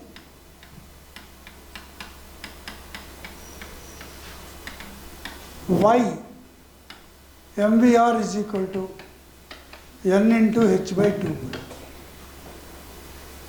These are all the drawbacks or limitations in the Bohr's atomic model. So Zeeman effect is nothing but splitting of spectral lines in a strong magnetic field. What is Zeeman effect? Splitting of spectral lines in a strong magnetic field. So if we keep magnetic field in between the spectral lines, each line splits. Similarly, Stark effect is the splitting of spectral lines in strong electrical field. Now the second defect can't explain the spectra of multi-electron atoms. Bohr's model can only explain the spectrum of hydrogen or other single electron species, but it can't explain the spectra of multi-electron atoms. Can't explain the fine structure of spectral lines. So what is this fine structure? That is explained by Sommerfeld. So fine structure.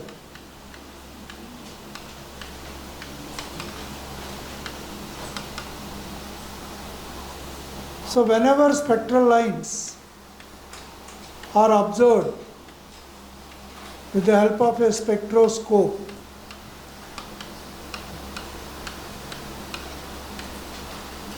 these are all spectral lines.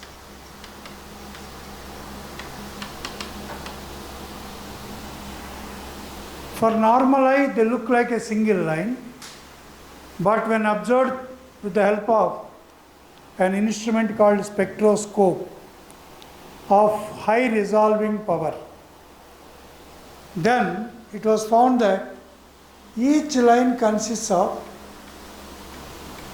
thinner or finer lines. This is called fine structure.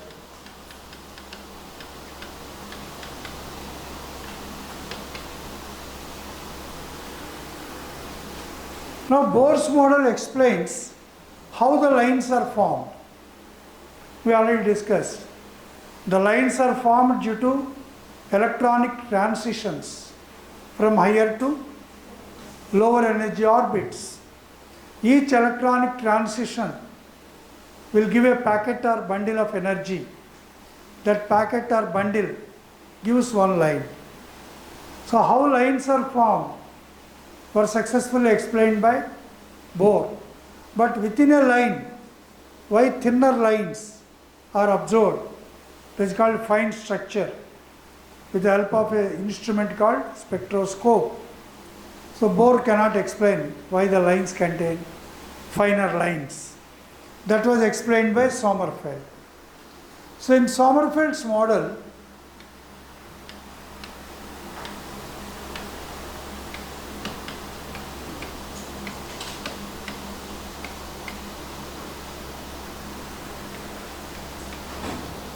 of atom. First one is the concept of elliptical orbits. The concept of elliptical orbits. The second one is relativistic variation.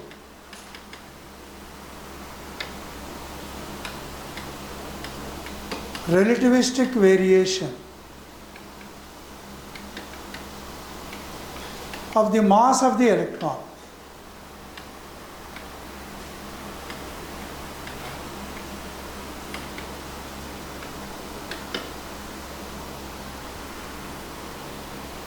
See the second point. Usually we consider mass of any object is always a constant. But we already discussed this in the first question. When the speed of electron increases, it's E by m. When the speed of electron increases, it's E by m, charge by mass, called specific charge. What happens? See the notes, first point. In fundamental particles, we discussed this point. In fundamental particles of atomic structure, when speed of the electron increases comparable to light velocity, its specific charge E by m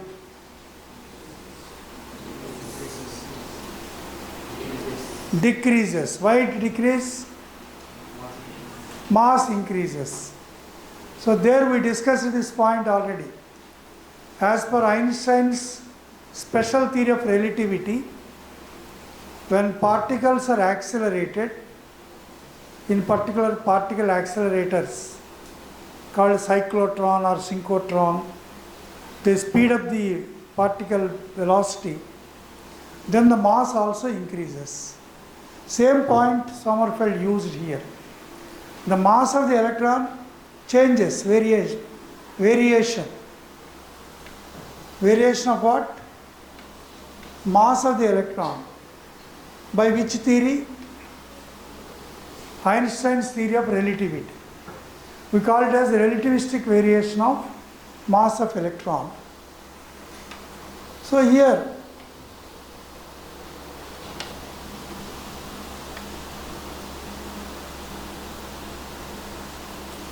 this is an elliptical orbit. So Sommerfeld suggested that electrons move in an elliptical orbit. In the elliptical orbit, the nucleus will be in one of the foci. This is called focus, this part. This is another focus. How many focus are there? Two. Plural we call foci, F-O-C-I-I. So this is called major axis. Nucleus is along the major axis. There is a minor axis. Let us say this is AB, CD. The electron is moving in a elliptical orbit. When the electron approaches the focus where the nucleus is there,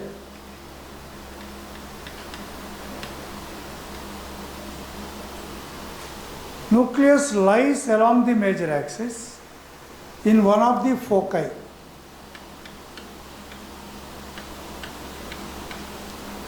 In one of the FOCII foci.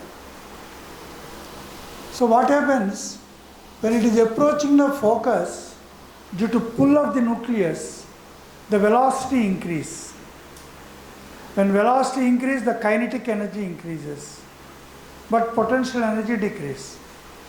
When it is away from the focus, its velocity decreases, the kinetic energy decreases, and potential energy increases. Due to variation of the velocity of electron in an elliptical orbit, this mass also changes. Mass of the electron also changes.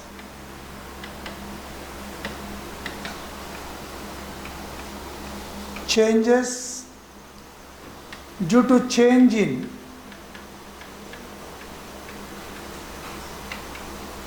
mass. And this creates, the electron won't follow this ellipse, immediately takes another ellipse. Like that, the electron is taking many ellipses. The electron won't follow a single ellipse. Why it won't follow a single ellipse? Because its velocity change, mass change, immediately takes another ellipse. There also same thing happens, it takes another ellipse. Between one ellipse and another ellipse, there is a very small difference in energy. So between ellipses, there is a small difference in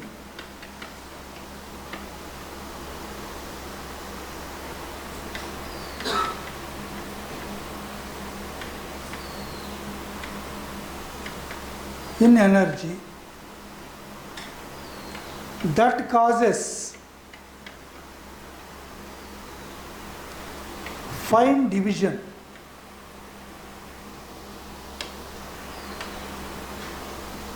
That causes fine division of spectral lines.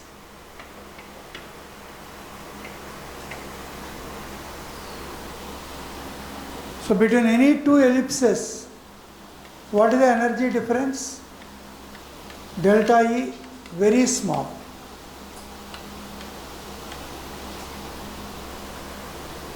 This small energy difference causes a fine line. Again, when it moves from one more ellipse to another ellipse, again a small delta E. The electron is undergoing or moving in many ellipses, which narrowly differ in their energies.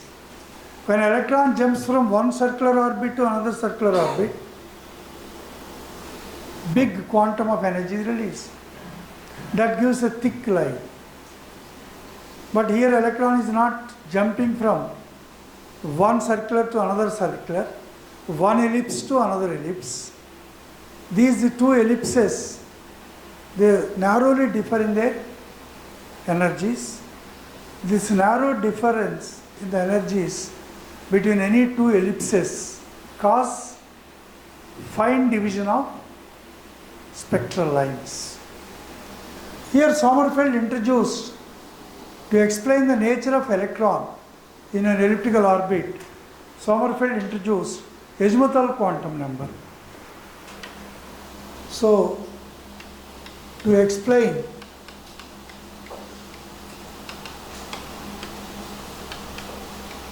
the nature of electron,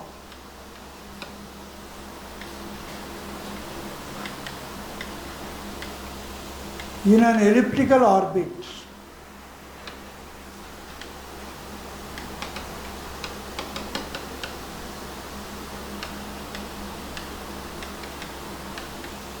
Sommerfeld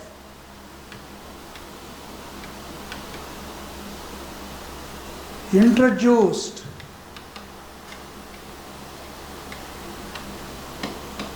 azimuthal quantum number.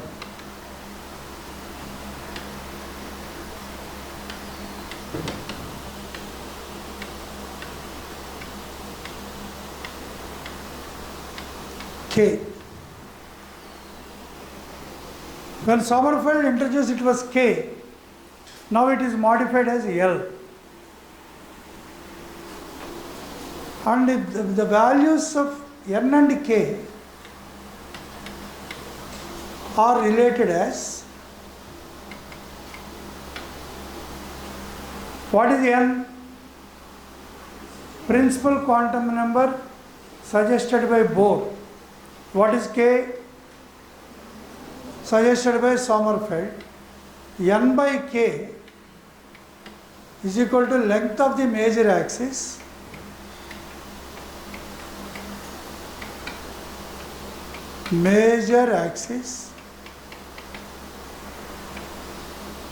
by length of minor axis.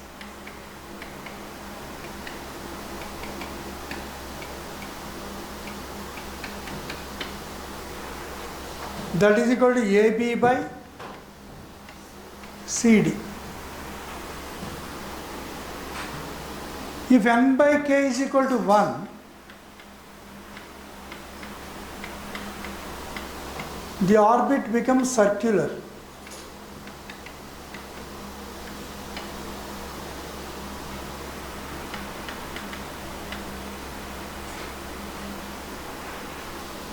The orbit becomes circular, and it is a special case of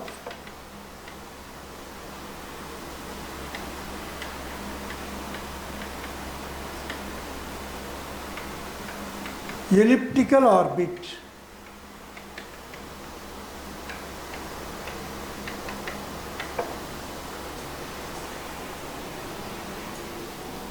And it is a special case of elliptical orbit. That means Sommerfeld has not denounced Bohr's theory because he accepted the circular orbit also.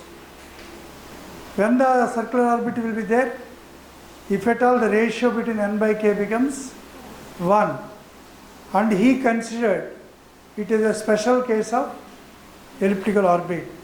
Thus, in most of the textbooks, Sommerfeld's model is named as Bohr-Sommerfeld's model because it is in conjunction with Bohr's model. Now, the values of k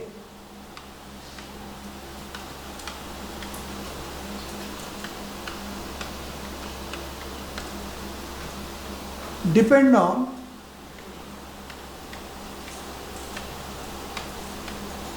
the value of n.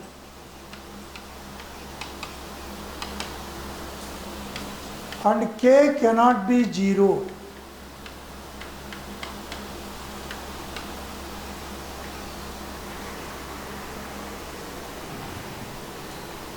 Why k cannot be 0? Because k represents what? Minor axis. If k is 0, there is no minor axis. The electron should pass along the major axis through the nucleus. That's why Sommerfeld suggested k cannot be 0. If n is equal to 1, k can have one value, that is 1. If n is equal to 1, k is equal to 1, the orbit becomes circular. So the Bohr's first orbit do not have any elliptical orbits. If n is equal to 2, k can have two values, that is 1 and 2. So if n is equal to 2, that is Bohr's second orbit. K can also be 2, it is circular. For the same n is equal to 2, k can be 1 also.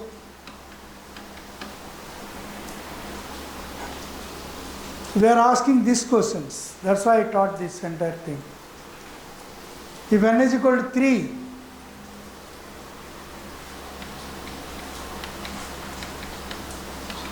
k can have 3 values. So, n is equal to 3, k is equal to 3 is circular because n by k become 1. With the same n is equal to 3, you have k is equal to 2 also. Same n is equal to 3, k is equal to 1 also.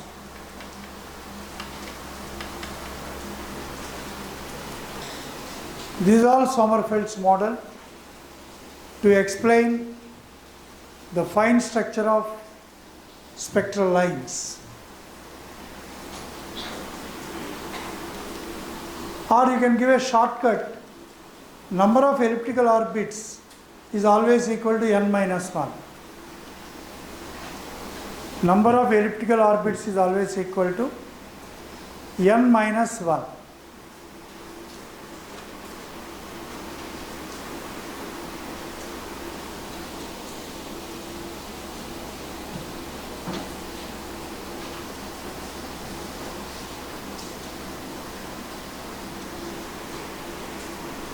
Next,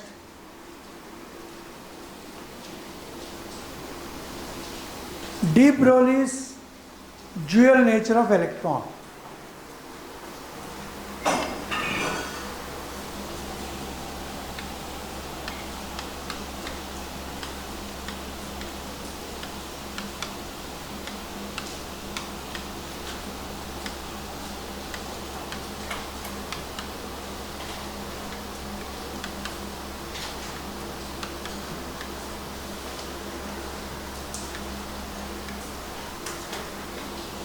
So according to the scientists, the electron will have two natures. One is particle nature,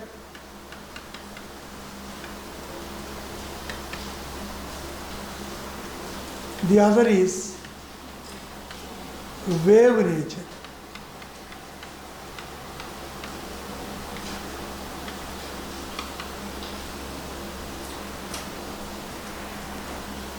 Electron possess both the particle nature and wave nature. That is called dual nature. Dual means both.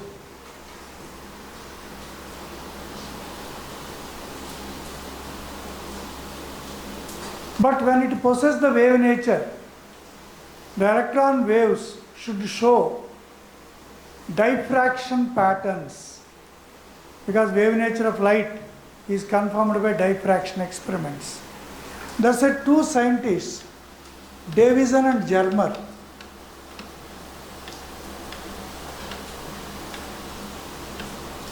proved the wave nature of electron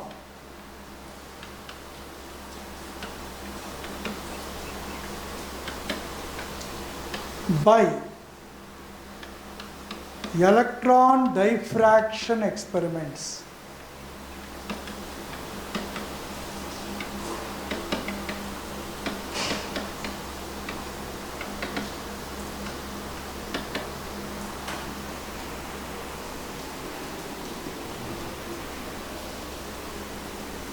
Though de Broglie proposed that electron will have a particle nature and wave nature, but later experimentally confirmed by two scientists called Davison and Germer by conducting diffraction experiments. So electrons, if they pass through a slit, if they are particles, they directly hit the target. If they are waves, they have wave nature. After passing the slit, they form as wave patterns. Those wave patterns are recorded on a photographic film and proved beyond doubt that electrons will have wave character also. Electron is a constituent particle of atom.